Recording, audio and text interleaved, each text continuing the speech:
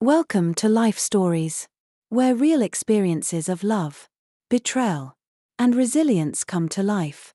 Today, we share the story of Emily Carter, a devoted wife who gave everything to her marriage, only to be discarded when she was at her weakest. But what her husband didn't know was that she was stronger than he ever imagined. As she faces betrayal, divorce, and unexpected revelations, Emily discovers that true freedom comes from valuing herself. Stay with us as we unfold this gripping tale of empowerment and revenge. Subscribe to Life Stories to begin today's journey. I never thought my life would take such a turn. For years, I had been the perfect wife, devoted, patient, and understanding. I built my world around my husband, David, tending to his every need, making sure he never had to lift a finger at home. And yet, here I was, lying in a hospital bed, connected to machines, while the man I had spent nearly 2 decades with stood at the foot of my bed with a smirk. "You can't even do basic household chores anymore," David scoffed, his voice dripping with disdain. "Might as well get a divorce. And while we're at it, you better give me your assets too." I barely had the strength to react. My body was weak, but my mind was alert enough to take in the scene before me. Standing beside David was a young woman, tall, blonde, and unfamiliar. She looked at me with a mixture of amusement and pity, as if I were nothing more than a minor inconvenience in her new life. "Madison, meet Emily," David said, wrapping his arm around her waist. "Well, I should say, my ex-wife." Ex-wife. The words cut through me like a knife. But oddly enough, I didn't feel the pain I had expected. Maybe it was because I had already lost him a long time ago. I had just been too afraid to admit it. But David had made one critical mistake. He underestimated me. He thought I was weak, dependent, helpless. What he didn't know was that I had quietly prepared for this moment. Hidden beneath years of silent suffering was a woman who had reached her limit.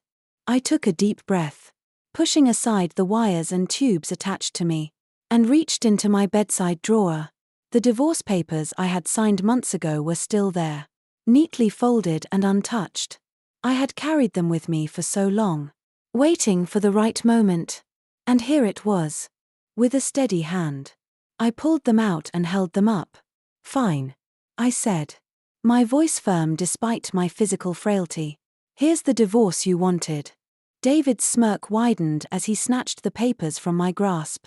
"Glad you're finally seeing things my way," he said, his arrogance thick in the air. "Now I can move on and be happy with Madison.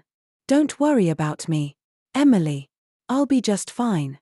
Madison tilted her head and gave me a condescending smile. "Take care, Mrs. Oh wait. You're not a Mrs. anymore," she laughed. "Take care." They turned on their heels and left the hospital room, their laughter echoing down the hallway.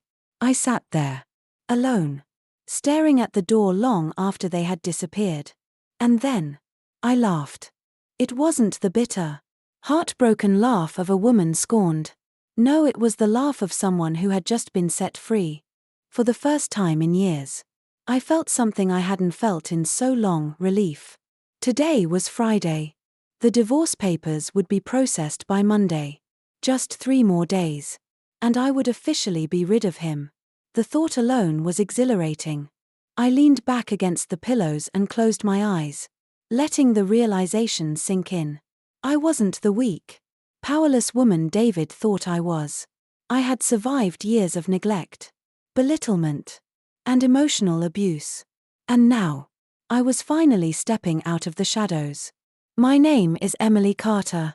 I am 47 years old. And for nearly 2 decades, I was a housewife. I built a life around a man who never truly valued me. But that life is over. I don't know what the future holds.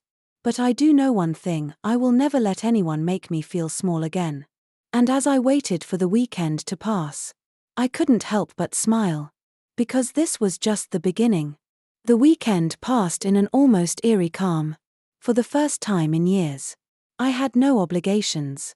No responsibilities toward a man who had long stopped seeing me as his partner.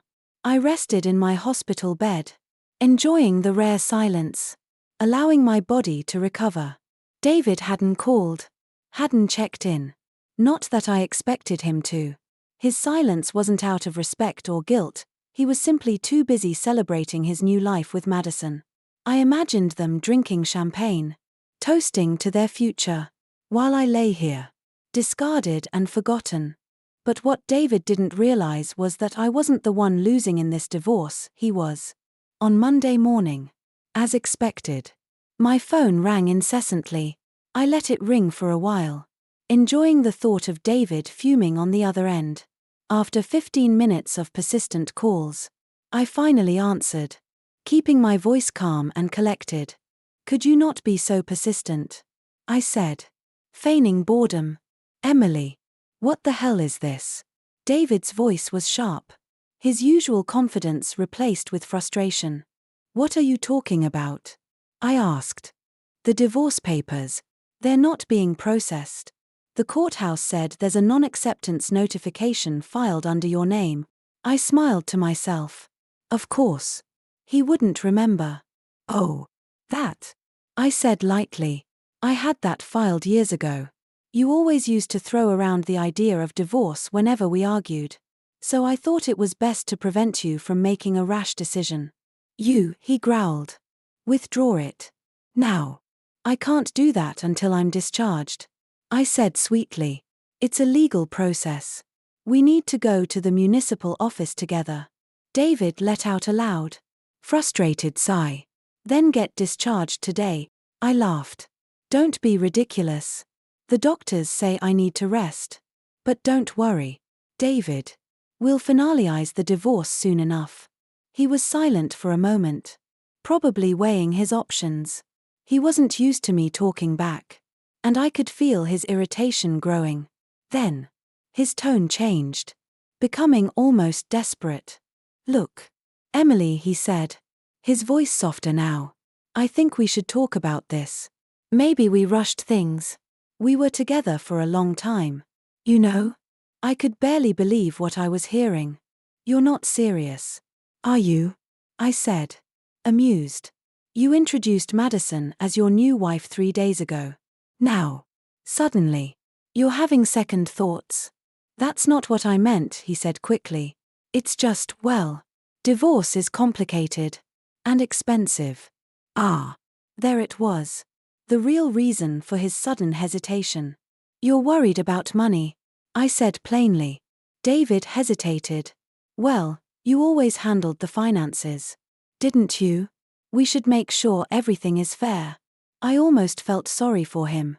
Almost. "Don't worry, David," I said. "My lawyer will be in touch. We'll divide everything properly." "You mean I'll get what's mine, right?" I laughed again. "That's not how this works. But since you're so concerned, let's make one thing clear: infidelity is considered grounds for fault in a divorce. And since you paraded Madison in front of me before we were legally separated, you're the one at fault." David was silent for a long moment. When he finally spoke, his voice was tense. "That's ridiculous. Not to the law." "It isn't," I said. His breathing was heavy, as if he were trying to keep himself from yelling. "Fine," he snapped. "Then let's talk compensation. You owe me for all the years you didn't work." That was the final straw. I had endured years of his demeaning words, his insults disguised as offhand comments, his complete disregard for everything I did to support him. But this was laughable. "David," I said, barely containing my amusement. "You were the one who refused to do housework.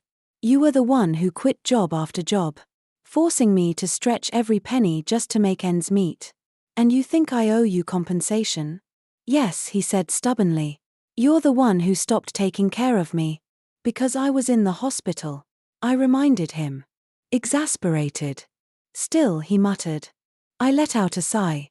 "David, from now on, any discussions we have will be through my lawyer. I'm done arguing with you. Emily.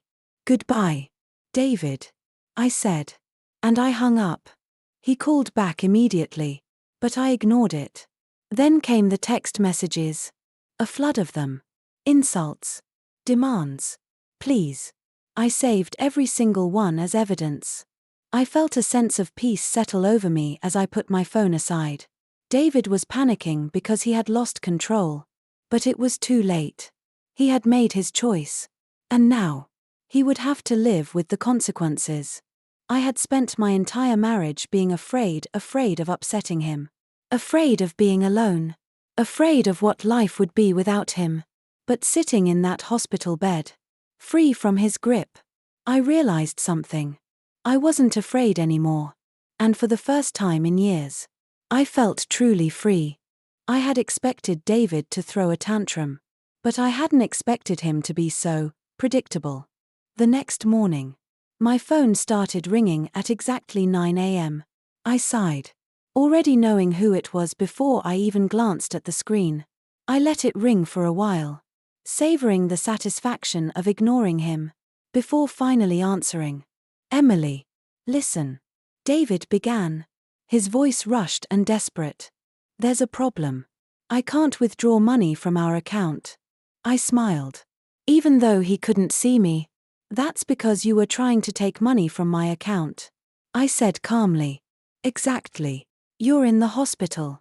And I was just going to take some cash for yourself. I finished. Because you assumed, after all these years, that my money was still our money. David's frustration spilled through the phone. You're still my wife, he snapped. Not for much longer. I corrected.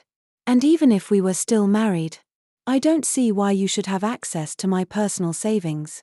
There was a pause. Then a low growl. Emily, don't be like this. You know I need that money. You can't just cut me off. I raised an eyebrow, amused at his audacity. You cut me off first. Remember? You walked into my hospital room with Madison on your arm and announced that you were done with me. You demanded a divorce. So here we are. David. This is what divorced looks like. But we're not legally divorced yet, he argued. His voice growing louder. So until then, you should still act like a proper wife, Anne. I owe you nothing. The silence that followed was deafening. I imagined him, gripping his phone, grinding his teeth in frustration. You're being unreasonable, he finally muttered. I have bills to pay. So do I said simply. But I'm managing just fine without your help. As I always have. His breathing was heavy, like he was trying to control his anger. Emily, be smart about this. We can still work something out. Why make things ugly? I let out a soft chuckle. David, you made things ugly the moment you walked into my hospital room and announced your affair in front of me. You didn't just break our marriage, you made a spectacle out of it. I was honest, he countered. I didn't sneak around like some men do. I almost laughed at his attempt to frame his betrayal as a noble act. You think that makes you a good person? I asked. You think parading Madison around like a trophy makes you honorable? At least I wasn't hiding things, he shot back.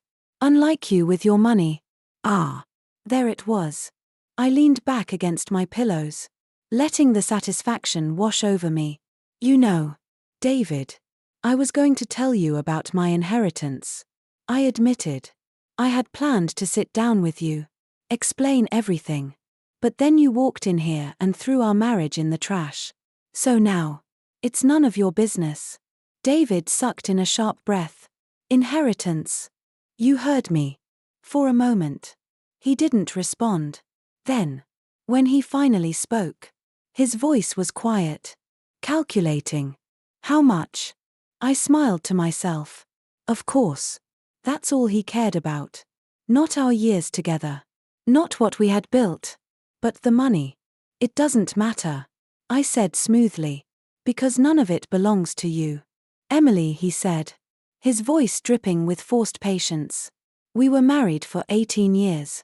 You can't just keep something like that from me. Actually, I can. I said. Inheritance isn't considered a marital asset. That means even if we were still together, that money wouldn't be yours. Another long silence. I could feel his frustration through the phone. "This isn't fair," he finally muttered.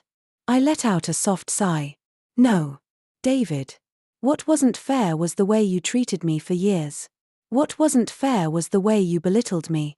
Made me feel small. What wasn't fair was the way you flaunted your affair right in front of me, expecting me to just take it." He had nothing to say to that. "You made your choice, David," I said, my voice steady.